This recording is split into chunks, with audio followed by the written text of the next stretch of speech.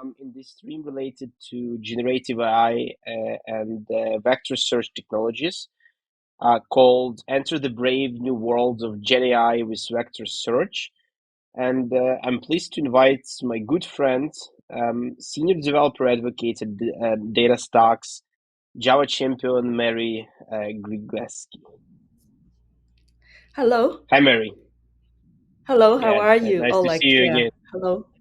Cool, Thank cool. you. I mean, Yeah, it's thank it's you. been a long day already, and more to come. So, Yeah. I'm quite exciting to see all these like great talks, all kind of friends or familiar faces. So, yeah, nice to have you Great. here. Thank you. Thanks for having me. I'm excited to be back. Yeah, so yeah, Cool. great. So, yeah, stage is yours, Mary. Thank you. Okay, great. Yeah, awesome. Hello, everyone. Let me see. I think I have are folks able to see my screen right now? Can I tell or slide? Let me do the slideshow. Is it good? You see it. Okay. I just want to make sure. Okay. So let me also make sure I have 45 minutes or so. Right. Yeah. So thank you, everyone, for joining me. I don't need to give myself too much of an introduction, but this is first the agenda, really quickly to give you an idea who I am in case you don't know. And then I'll give you a brief background of AI and also kind of I feel is important is that with AI and also like maybe a lot of us, right? We kind of have been kind of thrown into doing Gen AI these days. And it's kind of the talk of the town, taking the world by storm. But also, too, at the same time, I am assuming, especially to my experience, speaking at like a non AI meetup or non AI conference, it seems to be folks maybe all new. So I feel that it's important to give a bit of a background. So bear with me if you already know it, but I'll just step through some of the basics and then essentially also talk about GPTs, NLP, LLMs, all of these. And then I want to introduce to you a vector database.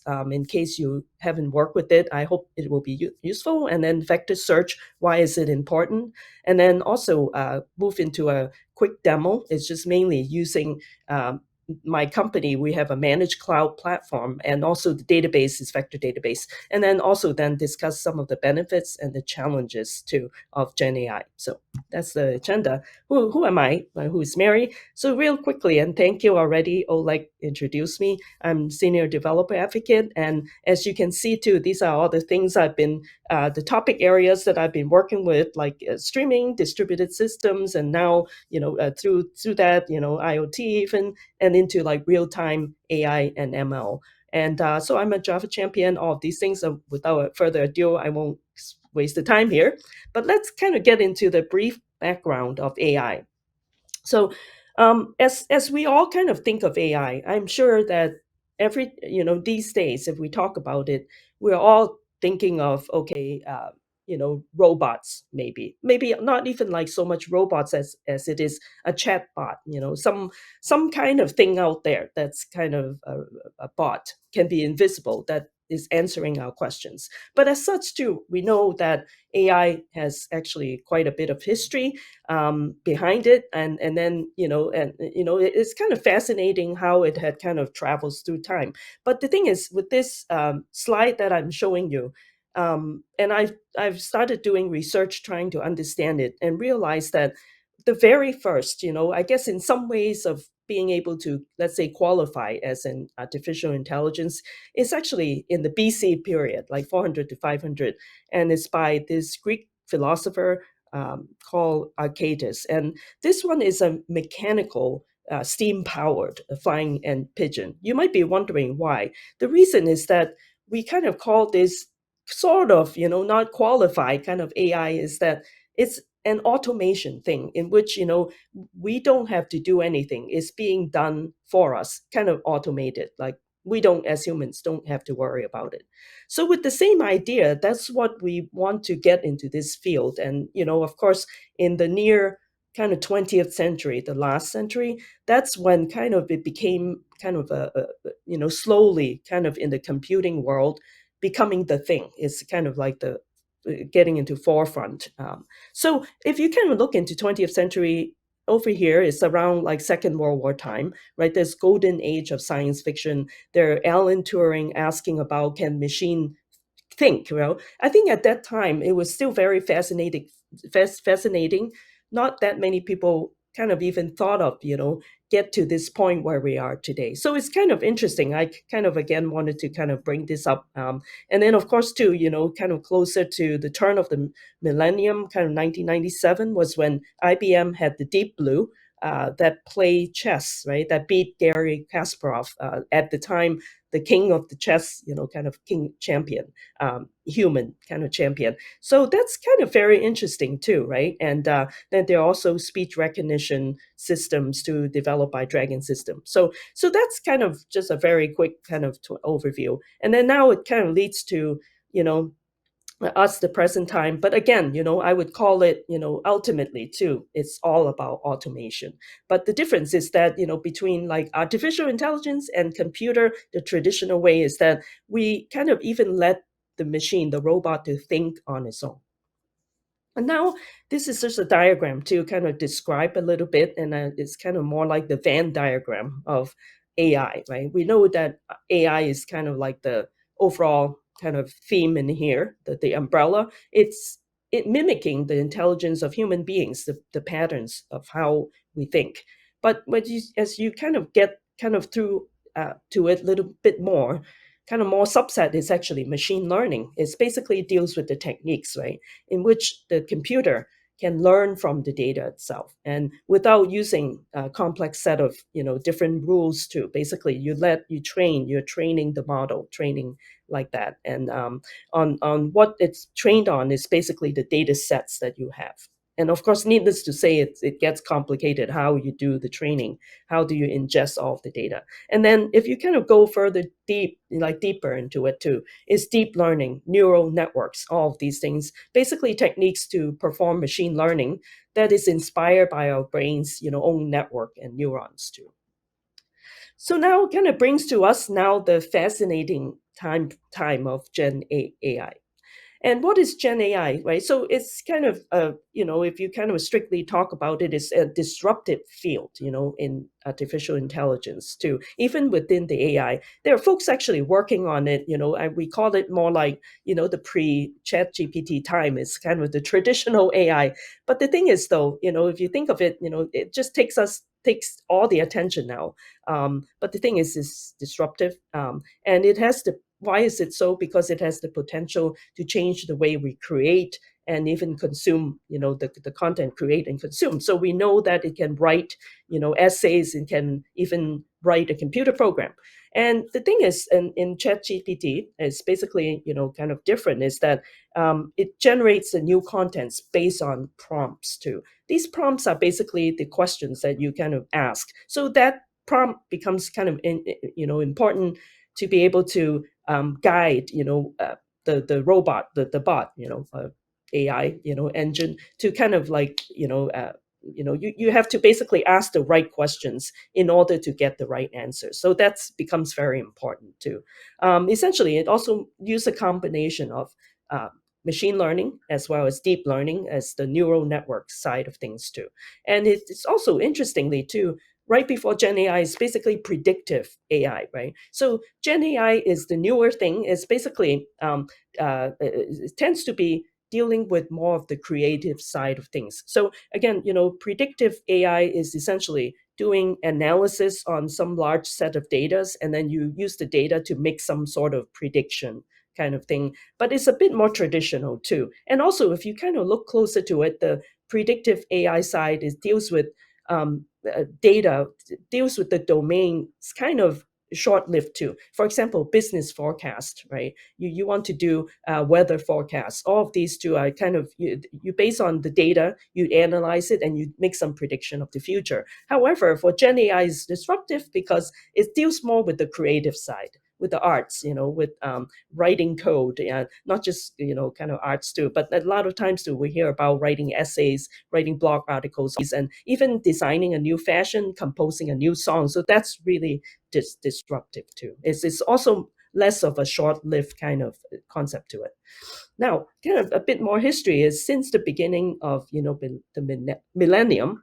Earlier I showed the picture of the 20th century, now the 21st, and it's basically just highlighting a couple of things. 2003, there was the feed-forward neural networks, and then in 2011, I think that would probably be a bit kind of taking attention of most people, even non-computer people, would be Apple. It brings AI and national NLP, like natural language processing assistance, to the masses by releasing its first iPhone with Siri. Right, it's everybody becoming kind of aware of that, and of course there was also Alexa, all of these other things too. And then 2013 is Google. They've created the word2vec. Right, it takes a large sets of data, basically process that using neural networks to learn the association of words. And then in 2017, another team at Google led and proposed a new simple network architecture. It's called a transformer. And that's essentially, if some of you, if you're familiar, it's basically they have a paper on attention is all you need. It's making use of the attention mechanism in a neural network type of processing too. Okay, so now, with enough of that history, let's kind of get a bit more into theoretical meets practical stuff.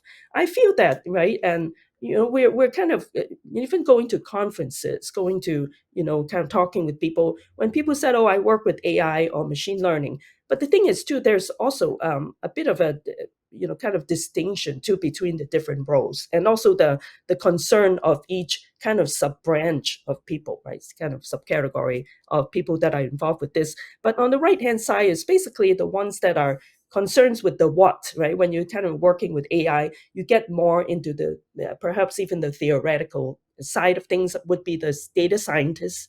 They are the scientists that studies the data and figuring out what should be done, what needs to come out of it, kind of like that, right? And so they are the ones to deal with the what. However, very often too is that data scientists are not the ones that are there to know how to implement things. So it's kind of then move on to us, and presumably a lot of us here, we came from more of an engineering background, software engineer, data engineer, AI engineer. I think AI engineer is a kind of a new sub term too for this category of software engineers, as well as people doing DevOps, right? The ML ops, for example, machine learning ops. So we're concerned more with the how to. How do you do it, right? We're kind of dealing with how do we kind of process that large amounts of data? How do we deal with concurrency, for example, things like that. And we help too with training the data. We write algorithms, all of these things, and do the comparison, doing testing, all of these things. So there's something just wanted to point out.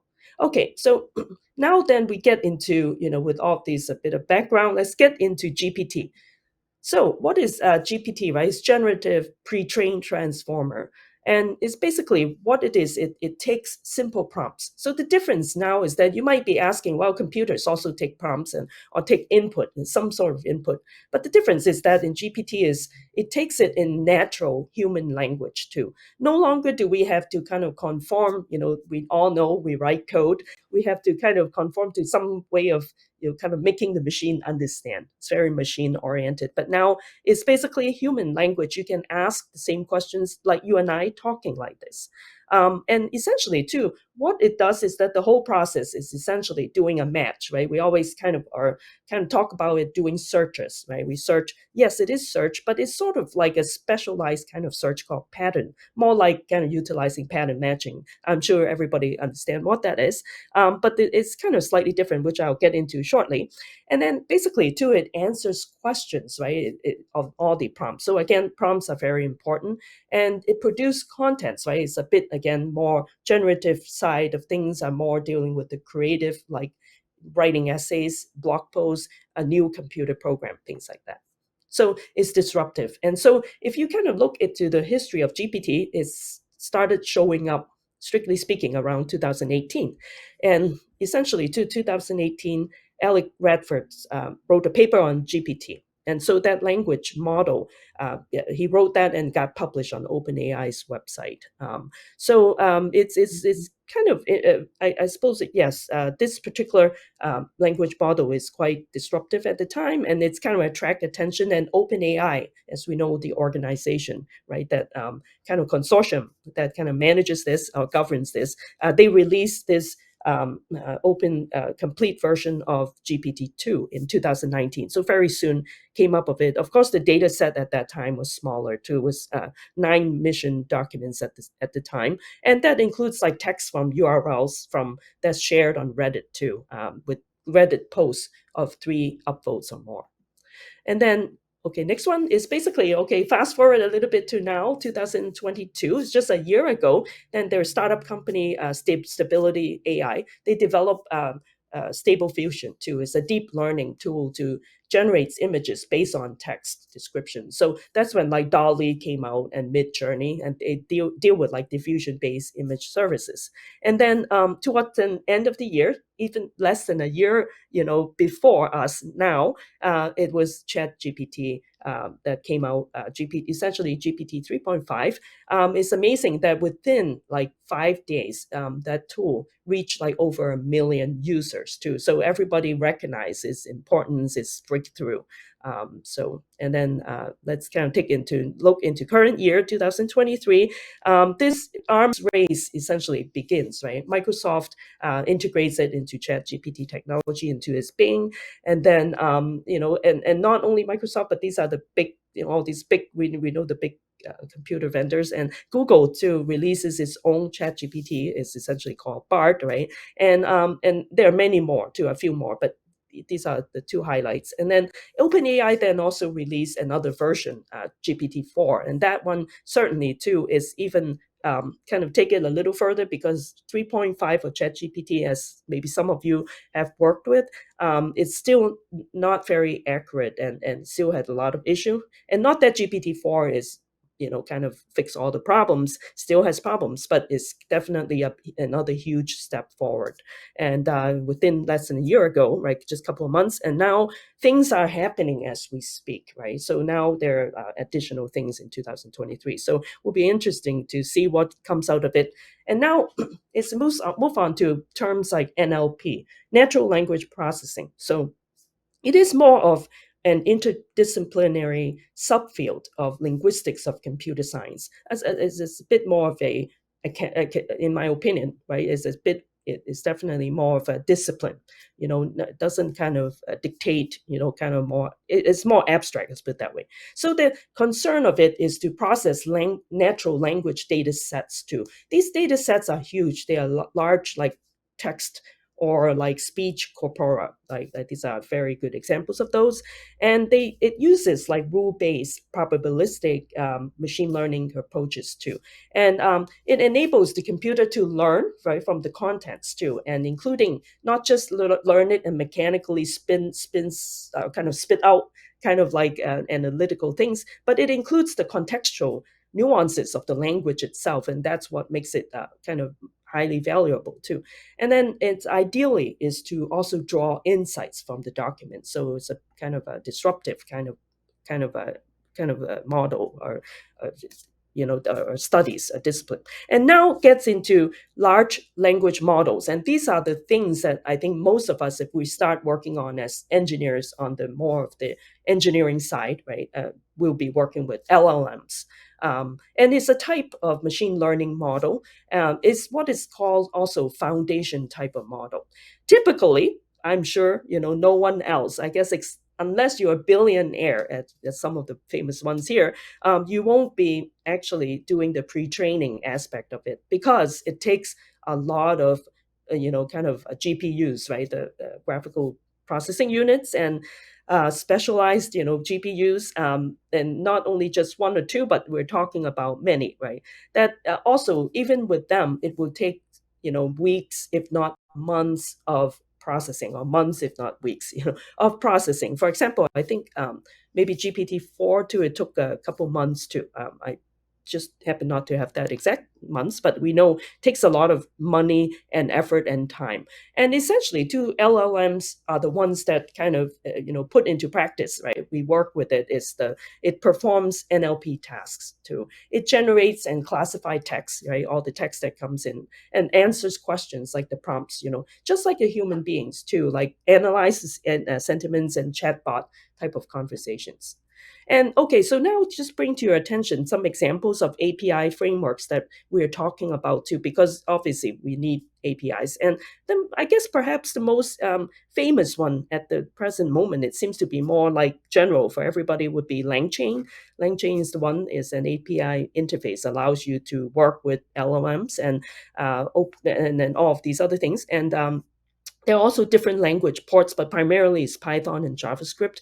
And then also Meta, or the formerly Facebook, they have Llama, right? And actually the version now is Llama 2. And also, if you go to look at Google too, they have Palm. That's also their set of API, and also work with their Vertex AI too. That's set. And then also another one that's famous too is basically Hugging Face, right? Initially, it starts off more like for teens to kind of like interact with bots too. It's called Hugging Face, right? So Hugging Face also kind of famous, but it's a kind of function not just as kind of like an API interface, not just as that, but it kind of serves like a hub too of all things that you need to do Gen AI type of things in there. Sort of, I think I've read description. They call it like a GitHub of AI, kind of Hugging Face. So these are kind of famous things. And then I want to bring to your attention too, how about Java, right? I also wrote an article too about, or did a kind of a very simple survey. If you follow me on here on Twitter, on LinkedIn, for example, it's basically asking how many, what do you think, right? Java developers think of AI. Seems to be all Python, but I think I'm encouraged to see that at least half of us feel that Java can get caught up, and believe it or not, is already catching up a lot of things, and wanting to highlight a couple of things too. So first, there's Llama we talk about. So there's JLlama.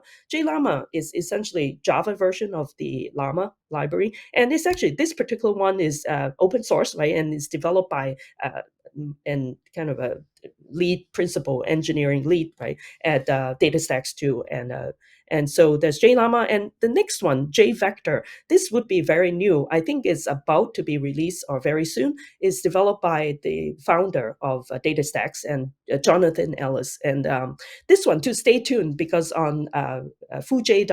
If you're following Fujay, that newsletter, he'll be publishing article there to talk about, essentially is another vector library that's all pure Java, and is now currently still using Java 20, because it makes use of Project Panama, the SIMD, the SIMD API, to help with further kind of, as we know, that libraries actually enhance your interaction with the vector usage to enables really fast vector search, and also makes use of, there's this disk ANN kind of mechanism for basically the approximate nearest neighbor kind of searches to work with disks too. So anyway, that's just really quick summary of it. So if you're interested, you can take a look into it. It's also the library that's used by my company now. We have our vector database kind of functionality. So that's a powerful kind of thing too. And then also the third one here says LangChain, which I've also done research. Is LangChain has also a port to Java. It's called LangChain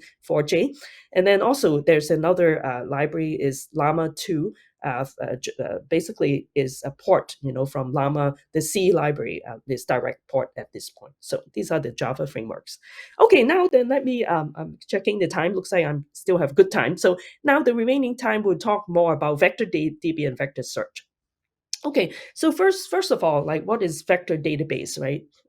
Essentially, too, if you kind of think of it, like, why you may be thinking of another database, we already have all kinds, like NoSQL, primarily relational. They can't, essentially they can't handle what is needed in the AI and machine learning type of usages. So there's vector database, and what it is a purpose-built database, right? And what it does too is it serves up vector data type, for complex machine learning type of purposes. As we all know, we are kind of most of us in the mainstream of programming, even when we start, we're dealing with scalar type data type, right? They are kind of just single dimension data type, right? But the thing is too, of course, a lot of us, if we're dealing with mathematical stuff and things that require kind of high kind of intensity of multidimensional data, then we're talking about vector kind of data type. So now there's also database that are catered for that can serve up vector database. And they essentially too, what it works with is called vector embeddings, right? So essentially, what do you do, right? Long story short, is basically you have all your data that kind of get fed in to your whole pipeline, AI pipeline, and essentially first few steps is that you want to convert these data into vector embeddings, and embeddings are essentially numerical representations of the data that are stored in vector db. And I kind of understand is that you may not exactly need a database, but I suggest to you we do need a very good database. And not only that, you want the database to have very good kind of essentially to work your storage, right? Or you're dealing with how it the physical side of it, how the firmware of these two with the storage kind of mechanism. A very good vector database that supports vector data type too. So think of it as a kind of an automatic like feature engineering. And some of you, if you already have worked with it, feature engineering is important in machine learning, because with such big data you want to essentially narrow it down to what is kind of be required. You can have a lot of data, but a lot of them may not actually be useful and wasting resources. But you need this, the whole process is to kind of fine tune it, and it's basically for feature engineering type kind of that kind of way enable that, right? And for you to do kind of fine tune type of processing and similarity search. And so I want to also bring and attention is that one of the techniques you can use is called approximate nearest neighbor too. So essentially too, kind of long story short is what is yeah, the search that we're talking about is basically let's say you take a string, in the simplest kind of scenario, you take the string and then you tokenize all of the words in your string, and then you assign also like numbers, is a floating point numbers to each word that exists in your string. And with that you store that, so that whole string is like a floating point array that we get stored of this data. And then with that, when you're doing searches, the kind of searches is not just like, okay, word for word type of matches, so to speak, but it's actually measure the distance of each of your words, to the query string. The query string also get tokenized and it has its own vector. So you want to be able to do vector strings, well, I call it strings, but objects, right? That kind of compare with each other using this approximate nearest neighbor kind of technique that you use. You're measuring essentially how far is it, from what you're looking for, and to determine how close the match is. Okay, so now then get into this vector embeddings and what are they being used for, right? So we talk about search. So that's what is called similarity search. As we know that, like with machine learning, artificial intelligence, we are kind of dealing with very complex data. So using, again, scalar data type would not be sufficient. We need a data that can handle multidimensional type of storage, as well as use it for query. So vector embeddings. And so it is used for similarity search, right? And the results are ranked, by the relevance, right, to some query string. And then there's also clustering too, that when we want to group together text strings that are, by similarity, it's used for clustering purpose, as well as like recommendations too. So items they are related, can be also, kind of called being recommended. And also, not only that too, because of this capability of measuring your input so closely, then essentially too, if there are any kind of anomalies too, you can kind of rely on this the data in there, right, to kind of determine an anomaly that exists in your results, for example, and like that. And then there's also diversity management, and where similarity distributions are analyzed too. So very kind of enabling for statistical kind of purposes as well, and also like classification, right? So you can kind of rely on it to do classification of all of your inputs and the results and the text too. So Okay, let's then kind of get more a bit into, back into the vector database, and let's also try to see what is the problem in traditional database, right, in AI. So if you kind of saying that, well, there may be people, maybe even predictive AI kind of time frame, right? We're still using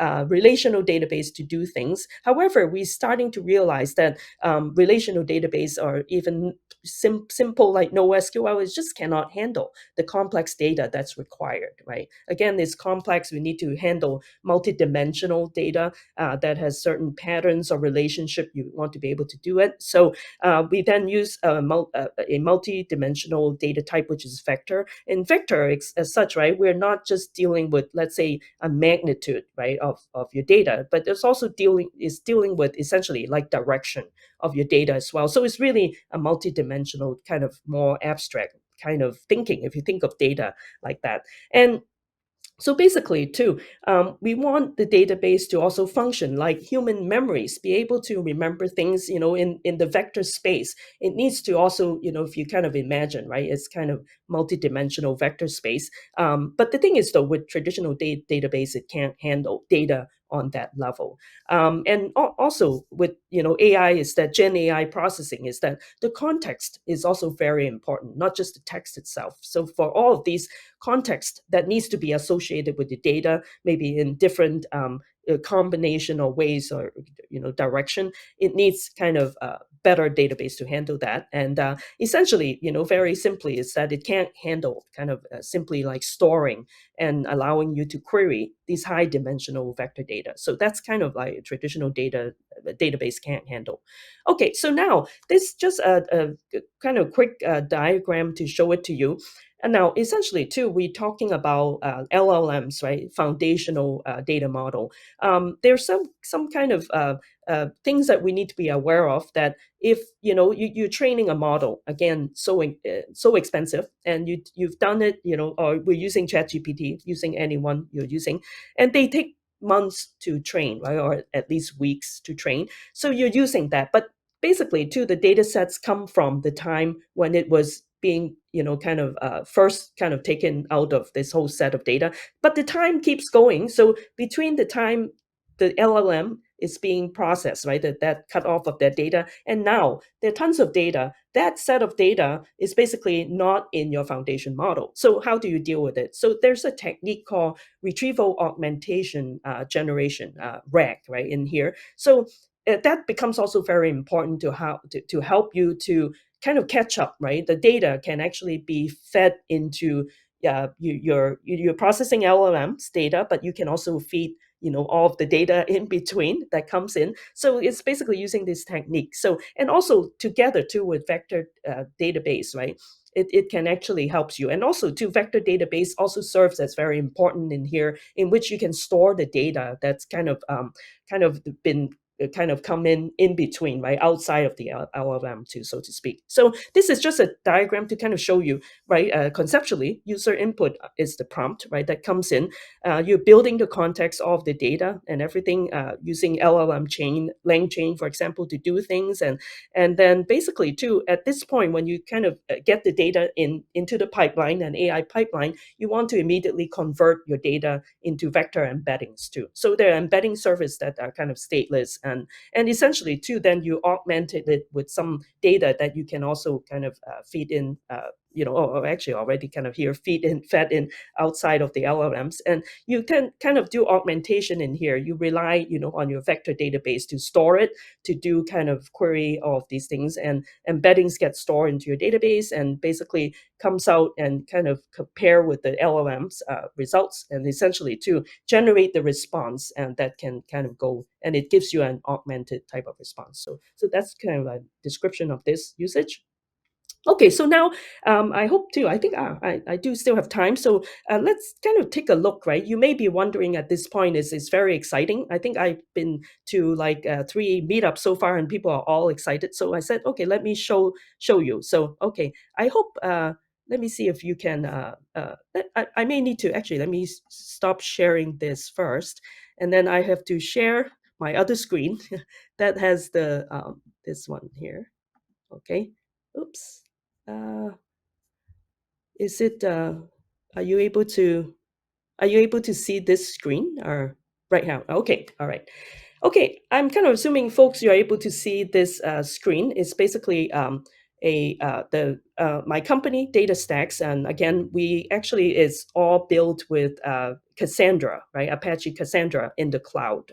Our company is kind of the premier commercial company that supports it. We also support open source side of things, but we have our own managed cloud platform called Astra. So I'll be sharing with you a link too, so don't worry about it right now. But let's get into our how you can do it. But I want to also point out is that the nice thing is that our company is giving out like $25 US dollar every month for you to try this too, and not just with the vector database capability, but there's also our usual stateless database, which is Cassandra on the cloud too. So over here, when you see the screen, and you can also do a sign up bottom in here, and you okay, real quickly, the sign up is that it will just ask you for your email and password. We don't ask you for your credit card, and then you get $25 per month. You get another 25 in the next month, so on and so forth. You get $300 per year. So it's good for personal projects. So now I've already let me go back in here. I already have an account,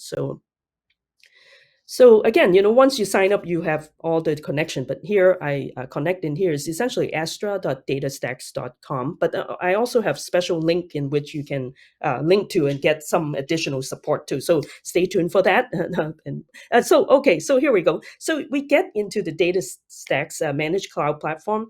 And as you can see, and earlier I was talking more about streaming, and there's also Apache Pulsar behind the scene to do streaming, just so you know. And then the Cassandra. And now, if you want to do vector search, if you kind of go to, let's create a new database first. Or actually, you know what we'll do?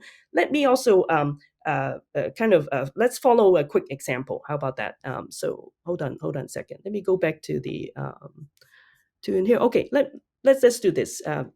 Let's do the create database first. So essentially, too, you see that it's not very complex. It's just vector database, and let's say I want to create Devoxx UA call it database name, and key space name can be a UA key space, something like that, right? Or just UA space. And then right now too, while in the US we have only Google at the moment, but there will be additional support in AWS and as Microsoft Azure too. I believe in Europe as well. There's also another. We have like Europe also has another. Instance of this service too. So okay, so with this you can do a create database. Okay, I knew I run into this problem because I already have it, and there's some rate limit right now. So okay, no big deal, but you know how to do that. So let's kind of then go to the ones that I've created. Actually, let me go over here. So with this, you can actually try out other functionality, and here I've created another organization to separate out. I was recently in Java Zone, so I created one called Java Zone naturally. So let's use that one. Okay, so here we go. So once you created your databases in here, right, and how you can interact with it, you can programmatically do things, or obviously, write code and have all sorts of stuff. But the easiest in this case, we can use our CQL, which is Cassandra query language, much like as SQL too, right? And but the thing is too is that interact with it, use this standalone version. You can also download it, kind of separate to CQL SH for vector. So otherwise too, the interaction is much like you talking with a SQL engine essentially. So okay, all right, let me kind of expand it a little. And so as you can see in here, and what we can do actually, let me also give you an example first over here. You can do a quick start in here too, and what I'll do right now is hold on a sec, sorry. Let me go back in here. Let me maximize it, and then let me then hold on. Oh, let me and essentially you click quick start, and then over here too it gives you this Astra vector search category in here. So there are a couple examples in here too, but due to interest of time, I'll just pick this particular example that I think will be, you may find it good as a starter. So let me do this first and put it into here. Okay, here we go. So we can kind of follow along. So let's go back to my SQL console in here. Okay. Okay, so on the right hand side gives you all the guidance of this, right? So the prerequisite basically is okay. Prerequisite in here, we want to connect to our database using SQL SH, which we just well, actually you can do that or use the SQL SH console in here too. And let's kind of first create what is called a schema first. And hold on a sec. I thought I already okay. Sorry about that. Select the key space. So and I think let's do that. I think I'm okay. Let me make sure I'm not mistaken. Okay, all right. I think I might be using it just key space too. Ah, um, okay. What is my key space? Let me kind of go back in here. Uh, this is my region, and I thought I have. Oh, here we go. Oh, vector KS. I'm so sorry. I kind of it was created a while back, right? Two weeks ago. I forgot about it. Vector KS. Okay, here we go. Sorry about that. So, all right, let me only like 5 minutes. So, okay, let's do this vector. Yes, right. Okay, so this is my key space that I've created. And then basically you can create your new table in this key space. And so now you're wondering, how do you work with vector column? And this is an example of it. So let's do this one thing. We do a copy, is for interest of time, right? And over here, we just have to change back, okay, here. Uh, the example is using vsearch. So we want to make sure it's vector ks dot products and oh wait I think this recall actually doesn't work too good, but okay, we might I know I think I know what to do. Okay, it wouldn't work right now, but let's do it like do this. Let's table vsearch vector ks dot products, and then we can then copy the rest too. Okay, this should be good. But as you can see, okay, hold on. Oops. Okay, so like this. So as you can see, right, the name kind of like regular ID, the syntax you create, give it the name of the column and the type of these things. And then vector would be interesting. The type would be a vector. This is how you do it, is specifying a float. And also like in this case, an example of 5-dimensional embeddings in here. And we can support up to many too. So now this is done. So you can kind of also quickly kind of look into it here, right? Vector ks.products. And now you can see table is created and has the vector space. And now too, we want to then work with creating custom index. And in this particular case, we're using storage attached indexing. And this is a kind of important too, because if you want to kind of index on multiple columns too, you can use this particular one. So, okay, so now this is the thing in here. I think I don't have as much time, but maybe we at least get to this point of custom index, if not exists, let's say ANN index. Okay. Oh, actually, here, let me do this on vector vector ks dot products, and the column we want to use is vector item vector in this case, and then we want to use storage attached index. Okay, so this is good. Now, it's very important. This index can be created with options that define the similarity functions too. So it gets further into, as we know, a lot of vector things, it's kind of brings back your knowledge of math, right? We're dealing with vector kind of matrix, kind of linear algebra kind of thing. So it supports like cosine function or dot product or Euclidean kind of things too. But in this particular case, right, we're going to use dot product. Dot product may be a little bit more rigid, but it works in here. So, oh, actually, let me real quickly do this. Maybe I don't have as much time, do I? I'll just kind of maybe get to this point and then talk through the rest, and then you can kind of as a take-home thing, right? You can work with it. Oh, wait, it's not copying. Sorry. Let me do that. And okay. Oh no, sorry. Oh, did I do it right? Actually, I did. Hold on a sec. Yeah. Okay. And actually, that's fine. Let's do it again. So sorry. I thought I didn't, but Okay, here we go. But the only thing is that 8 minutes. Oh, thank you. Okay, then maybe we can work through this. Thank you, Oleg. Yeah. Okay, let me do that. And uh, actually, that's another thing. And on maybe like vector. Sorry about that. I should have created the other thing with the same thing item vector.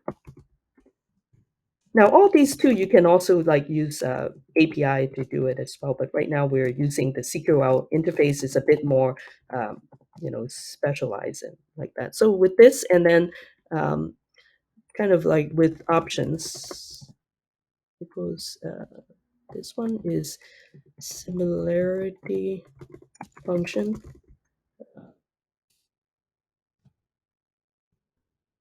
Product. Okay, this one here. Ah, okay. I think I know. All right, maybe let me. That's the thing too. I think. Hmm, all right. Actually, okay. Since we're here, then let me just continue using. I'll just kind of. Okay, here we go. Let me just. Let me see. This works too. Okay. Okay, so we look at it. This step is creating the custom index on that column using storage or using dot product. Okay, so now we can then like load some data into our database, right? So for the interest of time, because let me do it kind of one by one. Yeah.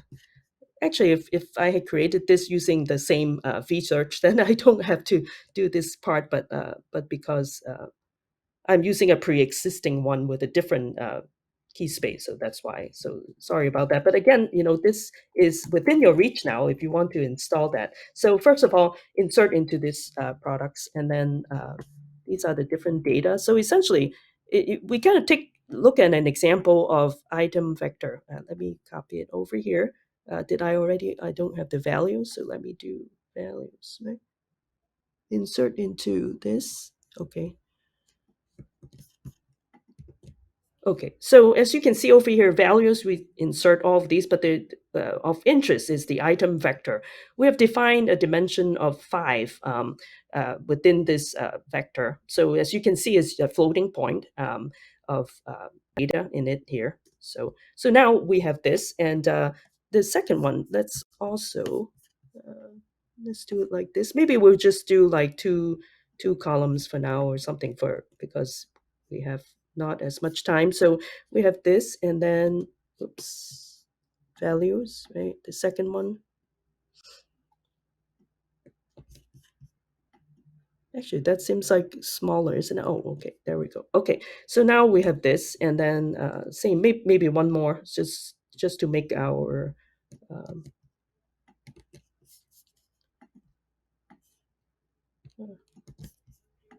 okay. Let's say, did I do it right? No, how come it's not doing?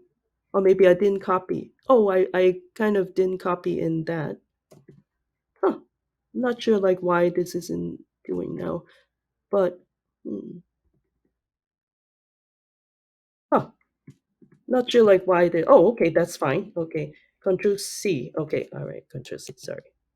Okay, let me just do. Okay, well, in any event, let's just see what we have right now. Right, we have V vector PS products. Let's see what we have. Okay, okay, great. That's fine. Even with two, that's fine. So it's then inserted into our database, and let's just do a quick query in here. This one is basically you can select and then order by item vector ANN, like that too, in here. And oh wait, oh, because of the again is because of my thing in here. Okay, let's do that. Yes, the products, and then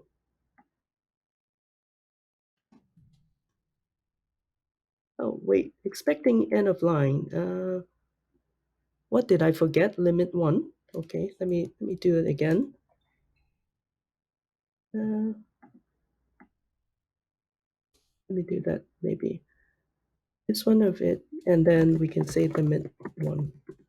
Okay, so there we go. So when you do using a select query to do this, and essentially you can order by item vector and ANN of, kind of in relationship to that particular item vector kind of query. Now, again, in reality, when you're using it, you can obviously do it more programmatically. I'm just showing to you kind of more of a manual kind of way, right? So and also, too, this particular example is basically showing you can select it, and also essentially to select it based on your criteria using like similarity cosine of this as well. So let's do that this one, but let's oops sorry. I think I probably have like 3 minutes, so I'll be real quick with this. Let me do that now. I'm sorry, folks, because I was like doing like multiple meetups, and I just haven't got time to kind of set this up uh, beforehand. So I apologize for that. And then this is making it slower. So okay, here we go. And then from vector products, as with the Gen AI era, we all have lives that are too busy now, just doing too many things, and so apologize, but I'll be happy to do another meetup if needed too, if Oleg lets me. So anyway, so this is how you do it, right? You can select and then order by this item vector here, and using this similarity cosine too. So let's see what it is. So it comes back to with this particular results to you too. But essentially too, like so on and so forth, right? I only have 2 minutes, so I won't kind of keep doing this one. And again, this is a very simple kind of hello world of example of a vector search, just I wanted to show you. So let me go back to my slides. Just only take 1 more minute of your time. So I'm going to go back there, and let me see. And let me see where it is. Okay. I think I have to stop share and then reshare this again. So give me 1 minute, and here we go. All right. Here we go. Okay, back here. So we kind of show you a quick one, right? How you work with vector database, and you are welcome to sign up for it. And we want to understand benefits of Gen AI too. Essentially, you need to ask, right? Ask, you always receive some response, but it may not be right. So make sure you ask wisely too. So, and challenges, right? It's essentially be aware of hallucinations, right? You may have heard of that too. Is essentially giving you the data that's completely deviated from what it's supposed to be, because very often too, if your data set doesn't have what you're looking for, doesn't already have pre-trained for what you're looking for, it can gives you back wrong results, that kind of stuff. So hallucinations can be a big issue. And then there's also ethical concerns too. You have more power now to kind of access all of the data, but no one is there to regulate it right now. That means you can use it to do things to hurt people as well. So be very careful whether you are intentional. Most people, I'm sure, are not intentional, but it can be unintentional harm too. So you can use somebody's picture to say things that they didn't say, for example, right? And how about real time? Up to date data. That's another big issue in there too. That, for example, the RAG pattern that I mentioned for LLMs can be used to remedy that in the meantime.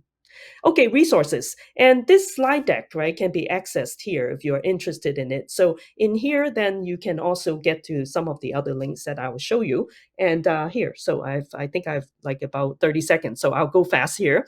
And also here, if you want to sign up for our vector search, on Astra platform, get the $25 free usage per month, and please sign up in here. And if you need help, reach out to me or my company. We have help too. Everybody is excited now. Everybody essentially is working with vector, vector DB and Gen AI now. So, okay, and then the rest too. You get my slides. You get all of these. I won't step through. And also, I have a weekly podcast with my fellow advocate too. Every week we have a 20-minute short podcast. Follow us on DataStax Developers on LinkedIn, or find us on YouTube and subscribe to it. And then also I have my Twitch too, if you're interested in following me. I'm hoping to restart it very soon. And also a bit of a data stacks, as we have AstraDB with vector search. There's also a Cascada that has real-time AI capability. Also wants to bring to your attention, that's something I'm going to talk about soon, is essentially using event streaming for the RAG pattern. Is an open source library called LangStream. And with that, I want to thank you so much, and thank you, Oleg, for allowing me to go over time a little bit. So thank you. Oh, good. Okay. Okay. So I should come back here, right? I stop share. Okay. Okay. I hope it's okay that I didn't go over time too much. Okay.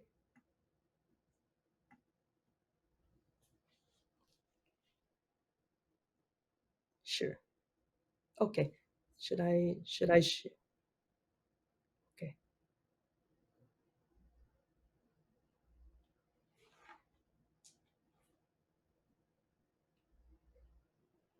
Hello? Hi. Yeah, can you hear me now, right?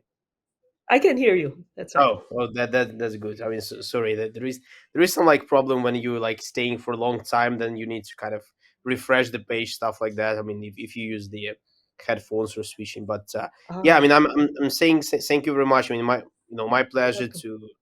to having you amongst our speakers, and Thank, and that was quite interesting talk. thank With demos, usually it happens that something goes wrong. Like live demo Yes, is live demo, right?